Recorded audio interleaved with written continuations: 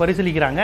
பன்ருட்டியில் ஒரு பழக்கமான வேட்பாளரா, பெரியகுளத்தில் ஒரு பழக்கமான வேட்பாளரா, வன்னியரசா, எஸ் பாலாஜியா, பனையூர் பாபுவா, ஏன் இவர் பேரை போட்டாங்க, சிந்தனை செல்வனிங்கன். ஏன்னா ஒரு கட்சி அப்படி யோசிக்கும், இவரை இந்த தொகுதியில் போட்டால் செட் ஆகுமா. இங்கே பொன்முத்துராமலிங்கத்தை திண்டுக்கல்லில் போடும்போது தோக்குறாரு, மதுரை மேற்கில் நிற்கும் போது மிகப்பெரிய வெற்றியை பெறாரு. ஒரு கேண்டிடேட்டுக்கும் தொகுதிக்கும் அவ்வளோ தொடர்பு உண்டு. இந்த கான்செப்ட்லாம் உடச்சிருச்சே. இப்போ இவங்க பாஜக காந்தியே கோயம்புத்தூரில் நிப்பாட்ட மாட்டாங்க, நாகர்கோயிலில் நிப்பாட்டினா தான் காந்திக்கு ஒரு செல்வாக்கு இருக்குது. அதனால் ஒரு தொகுதிக்கு, வட்டாரத்துக்கு, வேட்பாளருக்கு, மக்களுக்கு இவ்வளோ தொடர்பு உண்டு ஒரு மக்கள் பிரதிநிதியை தேர்ந்தெடுக்கிறதுல. விஜய் கட்சியில் எதுவுமே இல்லையே. லெஃப்ட் பாண்டிக்கு ஓட்டு போட்டிருக்கிறாங்க. என்னன்னு கேட்டால் விசில் சின்னம். லெஃப்ட் பாண்டிக்கு ஓட்டு போட்டியான்னு கேட்டால் அவனுக்கு தெரியாது லெஃப்ட் பாண்டி தான் நான் ஓட்டு போட்டேன்னு. வேட்பாளரே தெரியாமல் இது பண்ணியிருக்காங்கங்க. திண்டுக்கல்ல ஏன் சேடப்பட்டி முத்தையா வேணாம், மாயத்தவரை போடுங்கன்னு எம்ஜிஆர் சொல்கிறாரு. அதில் ஒரு கம்யூனிட்டி ஃபேக்டர் இருக்குது, ஏரியா நெருக்கம் இருக்குது. இப்படி யோசித்து எம்ஜிஆர், கலைஞர், ஜெயலலிதா தான் அப்படிலாம் பார்த்து தான் நிறுத்துவாங்க. தாமரக்கனி கட்சி செல்வாக்கே இல்லாமல் வெற்றி பெறுவார். திருநாவுக்கரசு கட்சி செல்வாக்கு இல்லாமல் வெற்றி பெறுவார். ஆலந்தூர் வெங்கடாச்சலம் சுயேட்சையா நின்று வெற்றி பெறுவார். எவ்வளோ ஃபேக்டர்ஸ் இருக்குது ஒரு எலெக்ஷனில், ஒரு தொகுதியில் ஒரு வேட்பாளர், கட்சி, சின்னம்னு இவ்வளோ விஷயங்கள் இருக்குது. ரெட்டலைக்கு ஒரு வேல்யூ இருக்குது. ரெட்டலையே இல்லாமல் ஜெயலலிதா அம்மையார் சேவலில் ஜெயித்தாங்க. ஏன் வாழைப்பழ சின்னத்துக்கு ஓட்டு கேட்டு ஜெயலலிதா அம்மையார் அருள்ங்கிற ஒருத்தர் புவனகிரியில் ஜெயிக்க வச்சாங்க. ஒரு சின்னம், ஒரு வேட்பாளர், ஒரு தொகுதி, அந்த அவர் எந்த அளவுக்கு பிரபலியம், எவ்வளோ தூரம் பிரச்சாரம் செஞ்சுருக்காரு, இது எல்லாமே எல்லா கட்சிக்கும் உண்டு. பாஜக, காங்கிரஸ், சிபிஎம், திமுக இது எதுவுமே எடுக்காமல் 15 தொகுதிக்கு பிரச்சாரத்துக்கு வந்துட்டு 10 தொகுதியை கேன்சல் பண்ணிட்டு பனையூரில் மட்டுமே இருந்த ஒருத்தருக்கு மக்கள் கொடுக்குறாங்க. அவங்க அதுக்கு இப்போ உள்ள ஜென்ரேஷன் அதை எதிர்பார்க்கல. எதுக்கு பிரச்சாரம் செய்யணும், தாய் குலங்களேன்னு எதுக்கு நீ ஓட்டு கேட்கணும், தேவையில்லை, ரீல்ஸ் போடு, சமூக தளத்தில் பரப்பி விடு, ட்விட்டர் இருக்குது, இது போதும் நினைக்கிறாங்க. தெரு தெருவா அலைந்தவர் முதலமைச்சர், தெரு தெருவா அலைந்தவர் எடப்பாடி, தமிழிசை சவுந்தரராஜன் அவர்கள்லாம் ஃபோட்டோவே போட்டாங்க, இப்படி இருந்தாங்க இப்படி ஆயிட்டாங்கன்னு. அப்படி கட்சிக்காரங்க ஒரு தேர்தலில் அவன் உயிரை கொடுத்து வெயிலில் கருகி வேலை பார்க்குறாங்க. இவங்க வந்து கூலாக நின்றுட்டு 2 தொகுதி 3 தொகுதி அப்படி டாட்டா காமிச்சிட்டு போயிட்டே இருக்காங்க. மக்கள் ஓட்டு போடுறாங்க. இப்போ ஓட்டிங் பேட்டர்னே மாறிடுச்சாங்கிற கேள்வி வருதுல்ல. ஓட்டிங் பேட்டர்னு, மக்களுடைய பிஹேவியர் எல்லாமே மாறி இருக்கான்னு இந்த தேர்தல் நம்ம பார்க்கணும்ல. அவ்வளவு விஷயங்கள் இருக்கு. இது எல்லாத்தையும் தாவேகா உடைச்சிருக்கு. நம்ம தொடர்ந்து பேசலாம். தென் மண்டலத்தில் மொத்தமா இருக்கக்கூடிய 58 தொகுதிகளில் திமுக 26 இடங்கள்ல முன்னிலை பெற்றிருக்கிறது. தாவேக 25 இடங்கள்லையும், அதிமுக 7 இடங்களையும் முன்னிலை பெற்றிருக்கிறது. ஒரு இடங்கள் அப்படிங்கிறது தான் தாவேகாவிற்கும் திமுகவிற்கும் இந்த தென் மண்டலத்தை பொறுத்த வரைக்கும் வித்தியாசமா இருக்கிறது. அதே போன்று குறிப்பிட்டு சொல்லணும் அப்படின்னா திருவண்ணாமலை மாவட்டத்தில் அமைச்சர் ஏவா வேலு முன்னிலையில் இருக்கிறார். வடக்கு மாவட்டங்களில் திமுகவிற்கு 6 அமைச்சர்கள் இருந்த நிலையில் ஏவா வேலு மட்டும்தான் முன்னிலையில் இருக்கிறார். மற்ற இடங்களினுடைய முன்னணி நிலவரங்கள் அப்படிங்கிறதையும் கவனிக்க வேண்டியதாக இருக்கிறது. இப்போ இந்த அடிப்படையில் பார்க்கும் பொழுது முன்னணி நிலவரங்கள், வெற்றி வாய்ப்பு அப்படிங்கிறது அடுத்தடுத்து வெளியாகி கொண்டே இருக்கிறது. கொளத்தூர் தொகுதியில் முதலமைச்சரினுடைய தொகுதி தாவேக வேட்பாளர் முன்னிலையில் இருக்கிறார். முதலமைச்சர் 49,000 வாக்குகள் பெற்றிருக்கக்கூடிய நிலையில் தாவேக வேட்பாளர் 56,966, கிட்டத்தட்ட 7,000 வாக்குகள் வித்தியாசம் அப்படிங்கிறத பார்க்க முடிகிறது. அதே போன்று எடப்பாடி தொகுதியில் அதிமுகவினுடைய பொதுச் செயலாளர் எடப்பாடி பழனிசாமி தான் முன்னணியில் இருக்கிறார். வாக்கு வித்தியாசம் அப்படிங்கிறது 65,000 கடந்து இருக்கிறது. அதையும் முன்னணி செய்தியாக பார்க்கிறோம். அதே போன்று விஜய் போட்டியிட்ட பெரம்பூர் தொகுதியில் வாக்கு வித்தியாசம் அப்படிங்கிறது 23,000 இருக்கிறது. தாவேக முன்னிலையில் இருக்கிறது. திலகபாமா பெரிதும் எதிர்பார்க்கப்பட்ட ஒரு வேட்பாளராக இருந்தார். வெறும் 4,000 வாக்குகள் அப்படிங்கிறது தான் வந்து அவருக்கான வாக்குகளாக இருக்கிறது. திருச்சி கிழக்க பொறுத்த வரைக்கும் பார்த்தோம்னா தாவேக முன்னிலையில் இருக்கிறது. விஜய் 44,000 வாக்குகள் பெற்று முன்னிலையில் இருக்கிறார். திமுக 31,000 வாக்குகள் தான் வித்தியாசம்னு பார்த்தோம்னா 13,879. முதலமைச்சர் வேட்பாளர்கள் போட்டியிடக்கூடிய அந்த தொகுதிகளோட நிலவரத்தை பார்க்கிறோம். சீமான் 3ஆம் இடத்திற்கு காரைக்குடி தொகுதியில் தள்ளப்பட்டிருக்கிறார். தாவேக தான் அங்கேயும் முன்னிலையில் இருக்கிறது.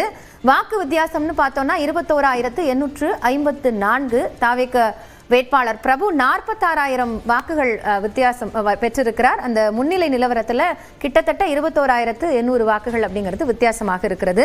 இந்த நேரத்தில் விடுதலை சிறுத்தைகளினுடைய திரு பாவலனை வரவேற்று உங்கள்கிட்டேருந்து நான் தொடங்குறேன். இப்போ ஜீவா ஒரு ஃபேக்டர் சொன்னார். அதாவது இதுவரைக்கும் இருக்கக்கூடிய அரசியல் வரையறை, அரசியலுக்கான அந்த சோகால்டு புரோட்டோகால் ஃபார்முலா, இது எல்லாத்தையுமே விஜயனுடைய வருகை அப்படிங்கிறது பிரேக் பண்ணியிருக்கு அப்படிங்கிற கருத்தை தான் நம்ம பார்க்கணுமா?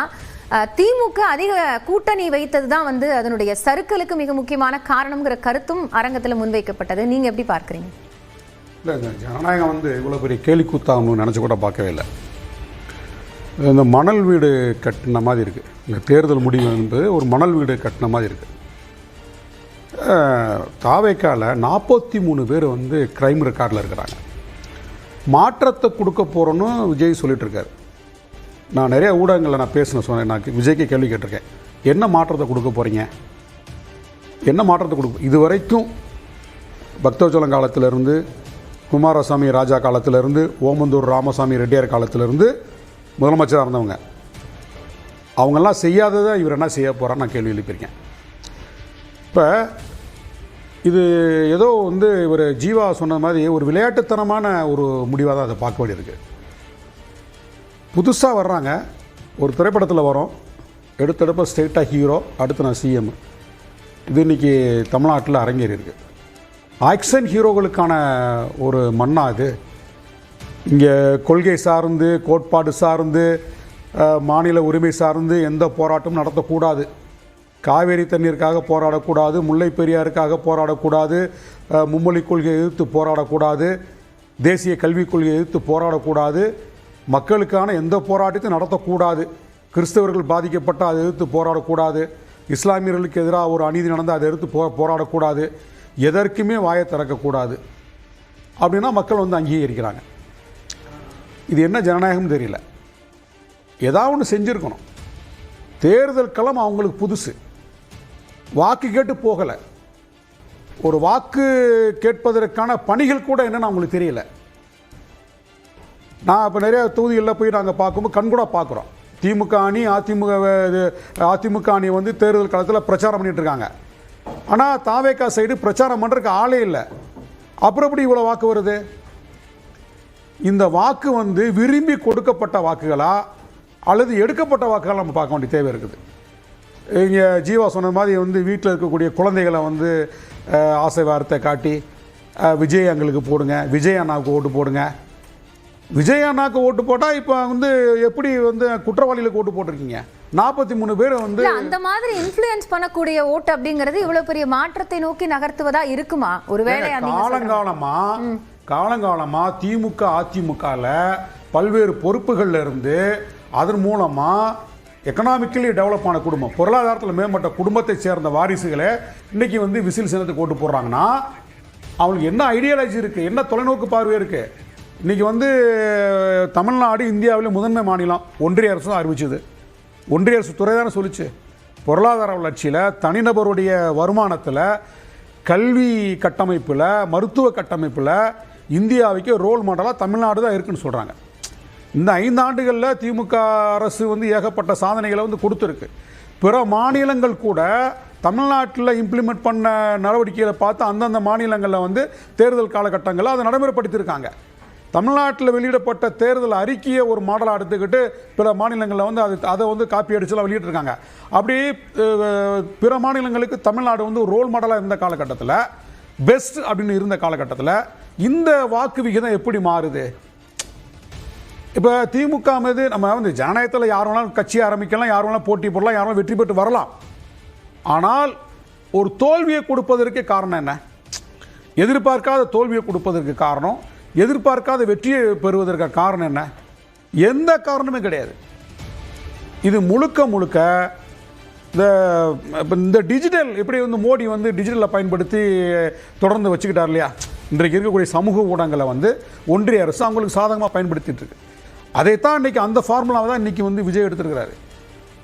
முழுக்க சோசியல் மீடியாவில் ஏதோ விஜய் தான் வந்து இப்போ சினிமாவில் பார்த்தீங்கன்னா ஒரு கிராமம் பாதிக்கப்படும், ஒரு குடும்பம் பாதிக்கப்படும், வில்லன்கள்லாம் போய் ரொம்ப ஒரு அட்டுழியம் பண்ணுவாங்க. அப்போ திடீர்னு வந்து ஒரு ஆக்ஷன் ஹீரோ வந்து பறந்து வந்து அடித்து எல்லாத்தையும் காலி பண்ணி மக்களை காப்பாற்றுவார், அந்த ஊரை காப்பாற்றுவார், அந்த குடும்பத்தை காப்பாற்றுவார். அது மாதிரி தான் இன்றைக்கு இருக்கக்கூடிய இந்த ஜென்சி செட்டில் வந்து இந்த தலைமுறைக்கு அப்படி ஒரு மைண்ட் செட் உருவாகிருக்கு.